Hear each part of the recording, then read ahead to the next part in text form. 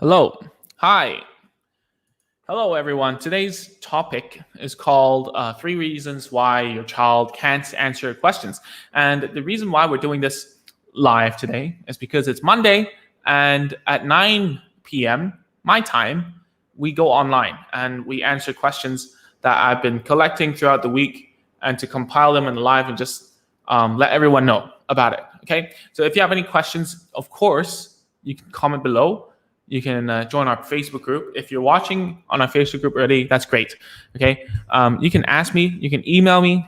My email address is ming@agentsofspeech.com.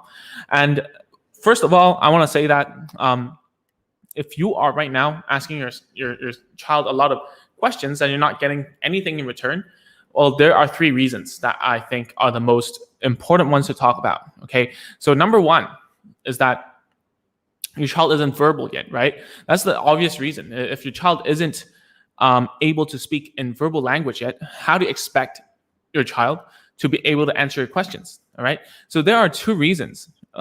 It's a little generalized, but there are two reasons why your child is nonverbal. Okay. Number one is that it's a language issue, meaning that he or she hasn't been able to learn the language required to start talking. Okay. And there are many prerequisite skills, what we call pre-linguistic skills before a child can talk. So that's on the language side. Of course, if you have any questions about pre-linguistic skills, you can ask me about it. And the other side of it is that your child has a lack of speech abilities. Okay. And this is a little more tricky. All right. So there are many reasons why a child cannot use they cannot produce speech sounds. And the most common one that you might, when you go to a speech therapy is articulation issue. All right. And what that really means is just that your child is physically unable to produce those sounds. Okay. Maybe it's a cleft palate. Maybe it's just that they don't know where to put the tongue, or, their range of motion, meaning how they move their mouth is restricted. And that's why some therapists would do like oral motor if your child is nonverbal, right? And it's not like I'm against it, but I have a whole other video about like oral motor exercises and whatnot. So go check that out. You can go, Google it or something. And other than articulation, there might be other problems. Okay. I don't know what the problem, what happened, right? But there are actually I had quite a handful of clients of mine who have what's that called, apraxia of speech. And a lot of parents ask me, hey, does my child have apraxia of speech? Hey, I don't know. I really don't know. If I can't see your child like face to face, and it takes if I can like perform some sort of assessment, then I can tell you, right? But it's pretty difficult to diagnose for apraxia of speech. So that's one of them. Okay, that's another one. So for speech sounds, there's a whole load of different reasons to why your child cannot make a sound correctly, or let alone just make a sound at all. Okay, and on the language side, there's a lot of reasons as well. So for children who have a genetic disorder, I have like I've seen 2 or 3 children who are like that, who have a genetic disorder and they cannot talk, they cannot answer questions, right? Or it might be an intellectual disorder, right? Which is getting less and less nowadays. And that's because of, parents being more vigilant, being more like, they take more precautions before they actually have a child. They do an audit on their DNA and their genetics or whatever. I don't know. I'm not an expert, but it's getting less and less. Like Down syndrome is getting less and less in this world. Okay. And all these syndromes, whatever, I don't want to like make anyone confused, creates a child who create is the wrong word. Okay. There is a chance that your child will be nonverbal and therefore cannot answer a question. So these are one of the big reasons why your child cannot answer your questions, because they're nonverbal. So the reason why I'm saying such an obvious thing to you is because I've seen that parents will ask a whole load of questions, or teachers, or actually even therapists will ask a whole load of questions to that specific child who is nonverbal a lot of questions like, is this okay for you? Let's go there, all right? Or I think these are still okay because it's basically like I ask of permission, right? But sometimes they say like, why do you not understand? Why didn't you say this? These why questions really make it very difficult for me to digest. I mean, like how are you supposed to talk to a nonverbal child with these kind of questions, right? It's like asking someone who doesn't speak your language a whole bunch of questions and you expect something back. That's impossible. All right. So I have a question here, and let's see. He or she says, I can't see the name because it's from the Facebook group, but it's okay. When a child sings most of the time or talking to self and don't talk. Yeah, I think this was one of the things I was talking about a lot for the past previous week about, a child being able to talk but won't communicate like two ways, right? And I think it's the same person. She says, how can I encourage my child to talk? I'll just show it. I can't see it. It's just a Facebook user, right? It doesn't matter. How can I encourage my student to talk? What are the activities to encourage my student to talk? Thanks. I guess this person is a teacher and she's asking, okay, how can he or she, right? How to encourage students to talk? Okay, given this circumstances, what you should do is to find an activity that he or she enjoys, okay? And then after playing it a whole lot many times, and they can anticipate what comes next, and then you can teach some sort of language, okay? You cannot just go on and like force a child to talk like that, okay? You must have a context. And we did talk about this in the previous video that I already recorded, and it's on Facebook and YouTube. So basically what you do is to create a game, an activity, right? And you ask me what activities. I don't know, to be honest. It depends on the kid.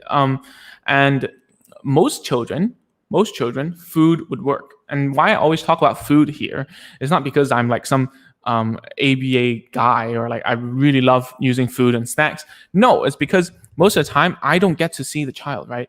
And the person who does it is you, not me. So I can only tell you, try food because it's universally okay, right?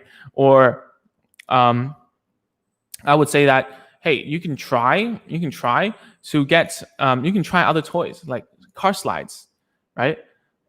Different types of toys that you can try until you find something that sticks with them. All right. So this is something that you have to try yourself. I really don't know what kind of activities your child loves. All right. So I actually went to Facebook. I know it's actually Russell asking this question. That's cool. And yeah, you really have to. So Russell, you have to find something that your child likes. Is it cars? Is it transportation? Is it animals? Is it puzzles? Is it like water related? Like, can you play like water balloons? Is it like food? And then when you find something that they like, and then you create a routine. Let me give you an example, okay? I mean, some of the people here would have heard me talk about this over and over again, but I'm going to tell you here again, okay? So for instance, if they like to play like a water balloon, right? First of all, you have to like take the balloon out and then stuff it into like the water, the tap, right? And then you need to add the water in. So once the water is in, you have to take it out and then tie a knot, and then afterwards you can throw, okay? Let's say you don't tie a knot, you just squirt the water out. That's a routine, right? Take the balloon, put the balloon on the tap, turn on the tap, fill it with water, and then let go of the balloon and go start again. So after your child can anticipate what to do with this, you can add the language, okay? It might be very simple. It's not even words, maybe. It's just gestures, right? So maybe get the balloon is like that, get, okay? And then put is like that. I don't know. It's up to you, all right? So that is something I would look into, right? Try different toys and stuff, and then see what activities you can do. All right. And I see that, this question was actually from Priyanka. So Priyanka, want to change sound. Okay. Sings most of the time or talking to self and don't talk. And she asked how to stop the singing. Okay. So I guess because you joined our group a little later, so I'll just really quickly tell you my view on that. Okay. So your child who sings words but won't talk in words, that's actually fine. And actually, it's your responsibility to make him talk to you. Okay. And the singing, what that singing is that he's bored, man. I mean, he might be like, do you sing in the shower? I bet you do. I mean, I do. I don't know about you, actually. So if you sing in the shower, what is that? You're entertaining yourself, right? There's no audience or whatever. You're entertaining yourself. Same as your son or daughter. I don't know if it's a guy or girl, but what I'm telling you is you're not supposed to stop it, because if you stop it, another behavior will come out. Okay. So what do? You find a replacement.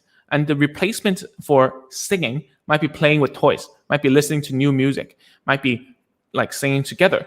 All right. It's just that by how you see it, it seems inappropriate. Okay. But it really isn't. This is what we call like verbal stimming, right? If you sing over and over for no particular reason. Yeah. So my advice to you, Priyanka, is that, you have to think about, okay, you don't like it, right? But what else can your child do, right? What else can he do? Have you given him a different thing to do, right? So this is something you have to think about. Okay, so we're going to keep on answering questions before going on, because, I can talk about that all day anyways, but questions can only come in now. Okay, so hey, is there an easier way to say your name? So Mandalena, really good parent, by the way, keeps on asking me a lot of questions and getting stuff done. Real cool. So she says, my kid currently likes to play with Play-Doh. So I try to create some animals and ask him, I want an elephant. All right. So yeah, that's good. So she's updating me here on the live. That's excellent, Mandalena. So, well, you have to be careful. Okay. So I wouldn't. It works. Yeah, it works. Yeah, it's cool. It's good. So what I would be careful here, how I would improve it, since it's working already, hallelujah, what I would do here is expand on the verb. So whenever you're doing like, I want an elephant, the I want doesn't really have much of a meaning. It just means they're requesting, right? Is there something else, some other verb that you can use for elephant? Maybe it's like, mommy make elephant, right? Make elephant out of the Play-Doh, something like that, or make yellow elephant, because different colors in Play-Doh. So remember, the activity works, right? Mandalena, me and her, we've been thinking about how to create nice activities for the child. So maybe Russell can think about this as well, right? If you're still watching, Russell, you can think about, okay, so you can use Play-Doh. It depends on the kid, right? I cannot just tell you, oh, do this. It doesn't work. Do that. You have to keep on trying. So Mandalena says, Play-Doh. Yeah, I would, I don't know much Indonesian. So other than like Mao or Minta or whatever, elephant, maybe you can say like, oh, make a yellow elephant.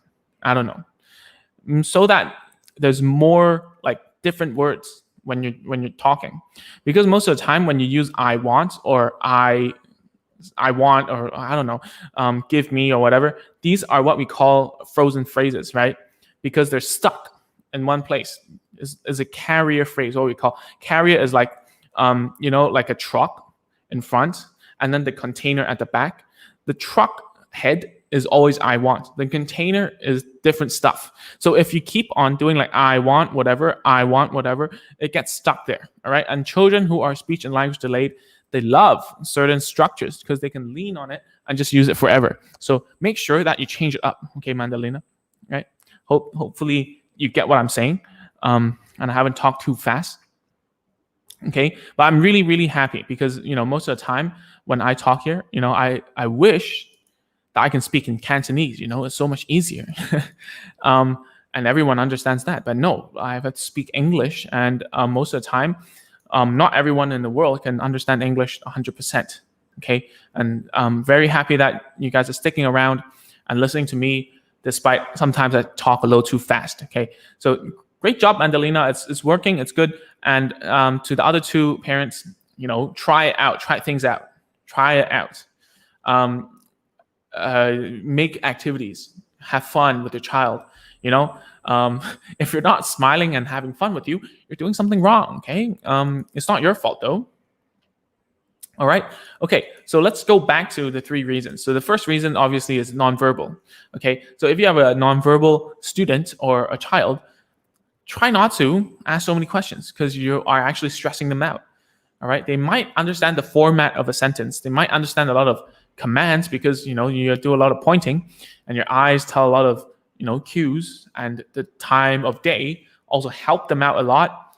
It's gonna Let me give you an example. Okay, let's say I am quite nonverbal in terms of speaking Indonesian, but I will know when the Muslim, there are Muslim people who are starting to pray, and I know when to be respectful, right? Because I can hear the music, I can see that they're washing their feet, So I understand the context. I don't understand what they say. I'm like, if they come to me and say, "Oh, I need to pray," I would never understand that, but I understand the context. So remember, nonverbal children understand the context most of the time. But if you ask them a question, they probably won't understand. So cut them some slack and use more gestures and more single words at the moment, okay? Because you have no idea how much they can hear, okay? So the second reason to why your child can't answer a question is it just comes down to simple language comprehension, okay? And some of the times parents will ask me, like for the past week, they would ask, "Hey, how come my child can't answer my question? He can do this, do that. He can use the iPad. He can watch videos and laugh, and like suddenly ask out of nowhere, like pretending to a YouTuber, like, oh, hey guys, or hi guys," and then like ask, "Oh, what's inside?" or "Where's the whatever?" Like pretending to be in the YouTube. He can ask certain questions, but he cannot answer questions at all. Seems like a mismatch. Well, not really, because if they can recite stuff from YouTube, it just means that they have a script mind, right? They remember the script. That's all. Okay, that's all they remember. All right. And so when it's a language comprehension problem, what you need to think about is how to teach them to answer a certain question. Okay. So let me go through. I mean, I've said this quite a few times already, right? So for questions, it always starts off with what questions. That's the easiest type of question. Right? What questions? Like if you hold up something, like what's this? It's a watch, right? Yeah, that's a what question. All right, and that's what a lot of parents keep on asking, anyways, right? Like what's this? What's that? What's over there? What's here? What's there? Blah, blah, blah, blah, blah, like that. Yeah. So when you ask these questions, your child will know how to answer. Okay. And then you can have like two more questions that are like easy, but at the same time, a lot of children get mixed up with it. And what's that? That's yes and no, and also choices. At this point in time, I have a student who, like I'm seeing tomorrow, who isn't able to actually answer yes or no questions nicely, despite being able to answer like who and where. Crazy, right? So this is why it's called a disorder, because it's out of order, right? So if your child can speak in a whole load of sentences but cannot answer a question, that's called a language disorder, because they can do some things out of order in the language. All right. Alrighty. So this user, let me see. So it's actually Fanny. Fanny says, "I played bubbles with my son this morning, and I can see that because he loves doing it, he starts saying blow, more, and popping." So yes, I agree with you, Ming. Yeah. See, the blow, more, and popping is exactly what we were talking about before, right? Find an activity that a child likes to do, and then add the language context to it. Make sure they know what happens next. Like you will know it. Like this cat over here, she knows whenever I take out a can of her wet food, if I have it, she would know for me to open it, right? And therefore, she just sits in front of me and starts meowing, right? And sometimes this little one, this one called Slade, by the way, this one, she likes to go out a lot. She's an outdoor cat. So what happens is that whenever I take the key, it becomes a cue. And when I put the key inside the door, she meows like crazy, okay? So she knows, this little cat knows the routine of when I'm going to open the door. Same as Fanny. Her son knows the routine when she's going to take the bubble, and then when it's supposed to open, when it's supposed to like take it out, when it's supposed to blow, and when it's supposed to pop. And when you have that context, you can teach the language, right? Obviously, I can't teach this cat to talk. physically like nonverbal, like I was saying as the first reason, right? All right. So that's something you have to think about. All right. So let's go back to language comprehension. All right. Language comprehension is something that you can work on. Okay. But sometimes you have to be mindful about how far your child can go. So how do you teach questions to children who can talk, but they won't answer? Okay. So first of all, you have to have some sort of context, right? We did talk about this in another video. You can search it, how to teach yes/no questions. That's great. But what I'm about to say is that a lot of children are stuck on like what questions. Okay, same as Magdalena. This is what I wanted to talk to you about on the next step of teaching your of teaching your child. Okay, it's not we're teaching more vocabs, right? But at the same time, what we want to do is to teach more different categories. Okay, so for instance, what I would do is I would do who and where questions whilst I'm teaching like places and people. Yeah, so I would keep on bombarding them with that question through like flashcards or like figurines or I don't know, videos. I would say, who's this? Who's this? Who is it? Well, who is it?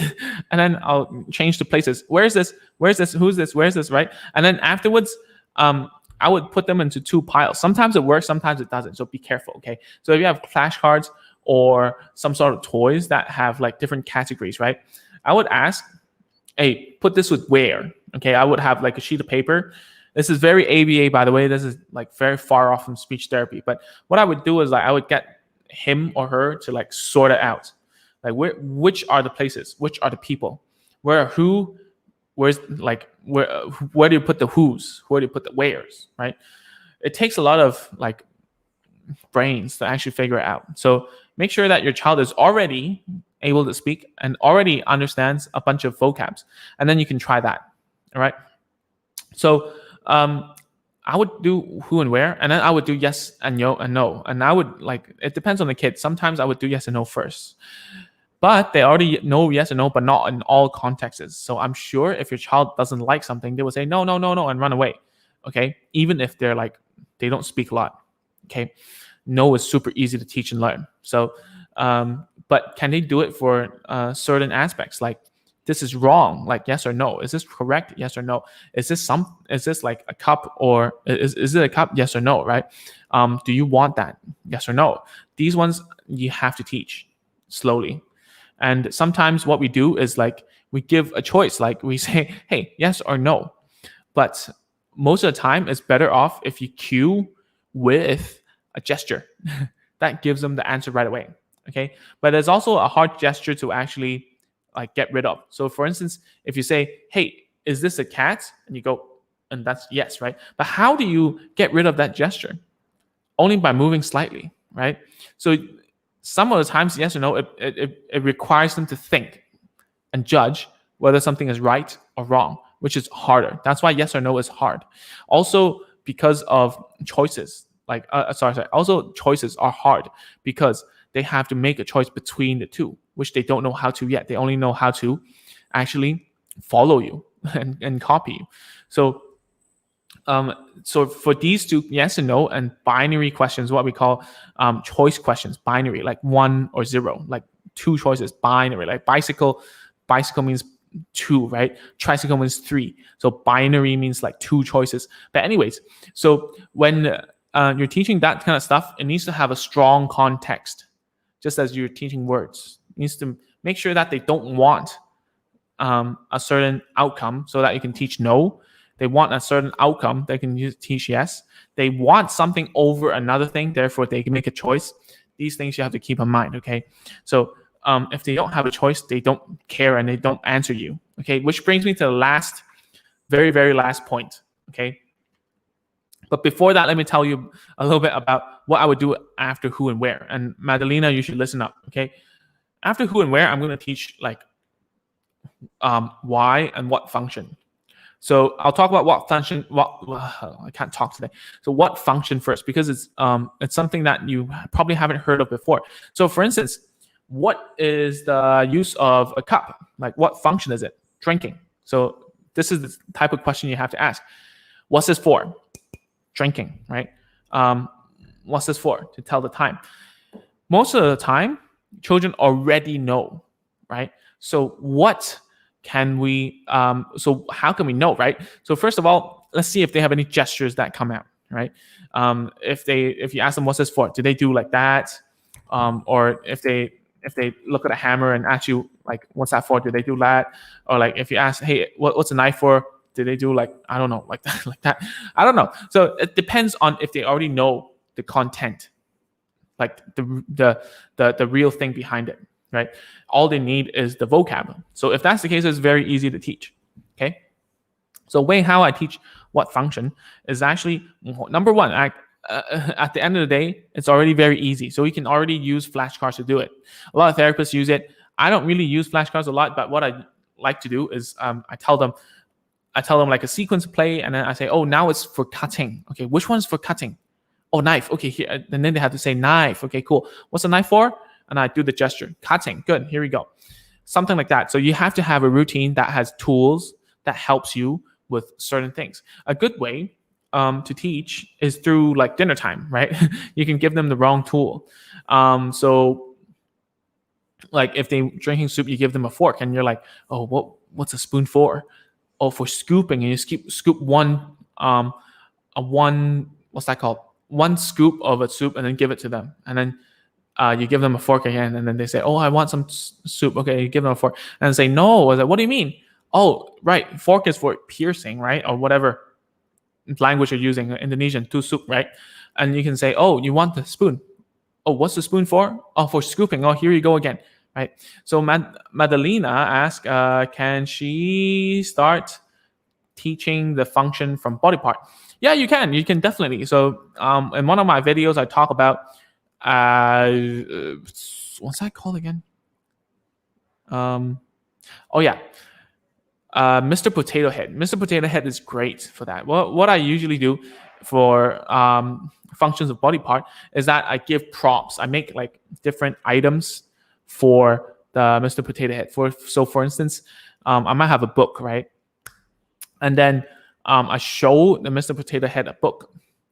And then I pretend that Mr. Potato Head was walking and he fell down and then his eyes came off, right? And then so I ask, hey, can Mr. Potato Head read the book? And then he says, no. And you can ask why? Because he has no eyes. Eyes are for reading, right? So you can try that out, Madalena, if you have a Mr. Potato Head, okay? But other than that, you can use other ways to teach as well. You can use stickers. Your son's super good with flashcards and coloring books, so you can use that as well, okay? So for why questions, you can talk about, then you can use the one I was talking about just now. Okay, so after why is a how question, and the last one is when. So how question is like you need to use board games. That's how I teach. I'm still learning, to be honest. Like how question is difficult. Some people say, oh, it needs to be like a sequence, you know, they have to be able to say like, oh, first they have to do this, then they have to do that, and last, whatever. How is like a very open-ended question. And that's why and how super open-ended is hard to actually answer. So give them some time. Play with them a little more. Okay. Play some board games with them. Find some games that are fun. And find some things that they have to explain to someone else. That's the most important. That's why we talk about how. Because like right now I'm talking about how to you because it's something you want to know and I'm explaining to you. Right? So you have to find something. I cannot tell you what because I don't know what your child is like or what he likes or what he likes to talk about. So how is something. So one of the things that I like to ask about how in primary school is if the child has some sort of, if they like some sort of games on the mobile phone or whatever, or they have some particular interest. For instance, one of the primary school students, they really love buses. Okay, so I would ask them, okay, so how do you drive a bus, right? How do you pay on the bus? How do you get off the bus? How does the route look like, right? These are the questions you can ask, and you know that for sure that they know. They just don't have the language for it, and therefore it's pretty easy to teach because all you have to do is to write it out, draw it out, tell them once, model it, and because they like it, they will learn it. Right? Another kid who loves the mobile game called Clash Royale. Actually, he made me play that game as well. It was pretty funny. It's kind of a cool game, but at the end of the day, it's pretty repetitive. So I would ask him, okay, how do you play this game? First of all, how do you use a certain character? How do you use this guy? I don't get it. And then you play in front of him, and then you make a whole mess. You even if you put the people at the wrong places, and he's like, well, what do you mean? Well, I don't understand. How do you do it? All right. Oh, you have to put this character here because he's a long range. How you use it is that you put it at that corner so that it blocks certain things. So you need to have an interest for them to answer how. Okay. And I'm going to talk about the last thing I'm going to talk about today. The last reason why your child isn't answering you. Okay. The biggest reason why your child isn't answering you is because they have no reason to. Yeah. They literally do not care what you have to ask. Okay. I've talked about this in the previous video. I've been saying this a lot, right? But anyways, sometimes I repeat myself because one topic I can talk about something very similar and it's the same reason. So the reason why your child isn't like answering question is basically because they don't care. And why do I say they don't care, right? First of all, you don't have a lot of reward after answering it.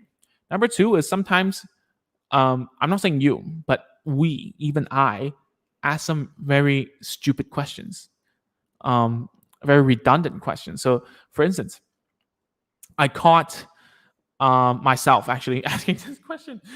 You would say like, "Hey, what are you doing? Oh, are you playing with the Lego? Or like, are you whatever? Like, are you doing that? Are you doing this? Hey, I mean, what? Why would you ask that question? What's the goal of your child answering that?" Right? It'd be crazy for someone to answer you if you keep on asking because it becomes annoying, right? If you ask, "Hey, are you doing a live right now?" If someone walked through that door behind me and asked me, "Are you doing a live right now?" I mean, what's going on, man? Like, yeah, you're disturbing me. Thank you, right? Next time I would ignore her or him. I don't know. There's only me and my wife here, so that's probably her. So you have to remember, sometimes these questions are redundant and useless, right? Don't ask those questions. Don't ask like, "Oh, what are you doing? Oh, are you doing that? Are you having fun? Are you whatever?" Those things don't matter. Don't ask those. If you keep on asking a question over and over again, you're asking to be ignored. What do you expect, right? If your child is on the spectrum, especially, they're so rigid. If they can ignore you once, they think it's the rule to keep on ignoring you. So you have to remember that.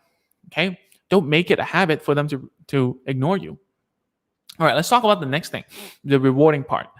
When they answer a question, I actually for the past month, right? There were a few parents who say, "Oh, Ming, last time," that's what they say in Southeast Asia for before. My son would actually like answer to his name, answer to like whatever. But after he's like 2 and a bit, nearly 3, he stopped answering me. What's going on? And I'm like, okay, so what's the point of you asking for his attention? What do you do afterwards? And then the mom would say, "Oh yeah, I'm just asking him." Let's say the name is David, right? She would say like, David, and then David would be like, like look at mom, and then the mom would say, like that. So what's the point of that if you just like nod your head and go like that, right? What is the point? Okay, there's no reward. There's no wonder he started to ignore you. It's not about whether he's a speech delay or disorder, right? I'm not talking about you. I'm talking about that parent that consulted me before, and I told her about that, and she was like, "Oh, I didn't think about it that way." Yeah, sometimes you have to treat your child like a normal human being, which they are, and you should respect them. Okay, so when giving reward, what I mean is that there needs to be a consequence. Is there something that they learn from answering a question? Is there something that they can get something right and have a sense of like fulfillment? So let me give you an example, right? So back to using Mr. Potato Head. If they are able to answer what's the thing is for, like what are the eyes for? Oh, it's for reading. And then I will allow them to put the eyes back on. There's a consequence. It makes sense. Oh, if I answer Ming, then I can do whatever, right? Or if we're reading a book, right? If we're reading a book and then it's like a book like that, and I keep on reading, and then I ask a question, hey, oh, where are they going? And they say, oh, to the cave. And then when they answer me, there might be those books with those flaps that move around. I will do that, and then they go, oh yeah, it's in the cave, something like that. Or I will allow them to flip the page, which is also a consequence. Okay, so you have to remember whenever they answer a question, it needs to be kind of fun for them, or else it needs to be kind of fun for them, or else it's not going to be rewarding to answer you, because every time now that I have a cat, actually 3, there's one here, it becomes, you call their name 1,000 times, and then when they look, you have nothing to give them, and you're like, yeah, that's right, I was just asking for attention. That's kind of selfish for me as well, right? So I would say, whenever you're calling, you're asking a question, have a reason behind it. Don't just ask for asking's sake. Don't just quiz your child, because talking to a child one-on-one, especially children on the spectrum, or if your child is language delayed, you're not supposed to quiz them, because it's going to stress them out, as we were talking about, right? So be careful. If you ask a question, make sure there's a reason behind it. Maybe it's that you want to teach them about something within the game, right? Maybe it's so that you can advance, like you can keep on telling the story. Maybe it's because that, when you're playing with a toy, it helps them clarify and use the correct tools, right? So an example would be you're playing with the car tracks, right? The car slides that I was talking about before. And, you put something too big that can't slide in. And then you would ask, is this right or wrong? Or does it fit? Or what happened? Something like any question you want. If they answer correctly, they can use something else, right?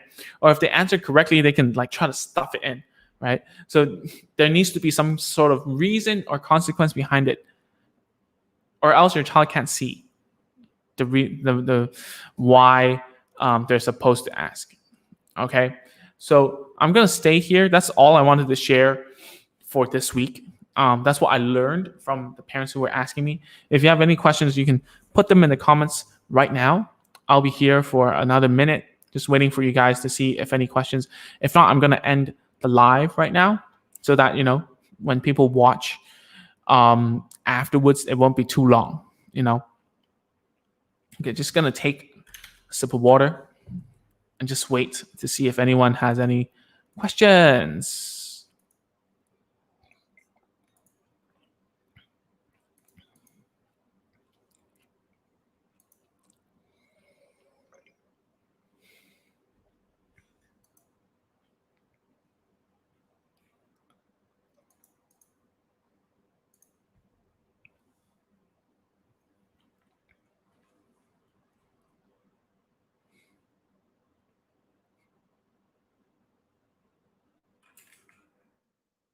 All right, so there shouldn't be any questions for now, but if you have any questions, you can always just comment in the same video, okay? Or you can just private message me.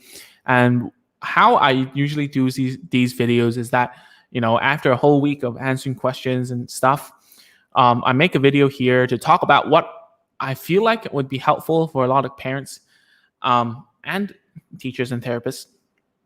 And then, I can share it here. And you can ask any questions that you want to through my email as well. Okay, my email is ming@agentsofspeech.com. If you haven't, you should go to agentsofspeech.com. It's a really cool website. I've got a lot of blog posts there. You can read it all over there. Cool. So that's going to be the end of today's live video. And please tell me what kind of things you're struggling with, because it's nearly 2021 and it's the same. It hasn't moved at all. I mean, I'm not going to open anytime soon either, so, so be careful, guys. Oh, we have one question. So I'm going to finish answering this and that's it. Okay.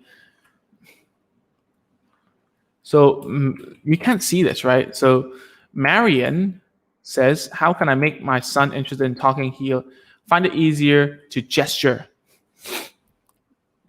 Yeah, if your son finds it easier to gesture, make the talking easier. All right. What I mean is chop up the syllables and allow your kid to talk in approximates. Meaning, for instance, if he wants paper, let's say he wants paper, okay? Don't argue with me. You can try to say pay instead or pa. All right. If he wants water, allow him to say wa instead. And you should check if he has any articulation problems or speech problems. Because if he can gesture well and not speak well, that's a sign that it's a speech problem more than a language problem. So you have to go check it out. Doesn't have to be me, or I can only do it through online. So find someone who can like look at your son, all right, Marion, and then see what's the problem. All right, see what's the problem about his talking. So if you get him interested in talking, is to by making the talking easier. Allow him to say approximates. Make easier sounds. See if he can follow, right? If he can follow, like even if it's a vowel sound, even if it's like ah, at least he's using speech, right? Yeah, no problem, Marion. So that's all for tonight, guys. I'll see you guys next week. Don't forget to put it in your calendar because I do it every week now, and it's a lot less than before, right? So let me know, and I'll see you guys next week. Bye.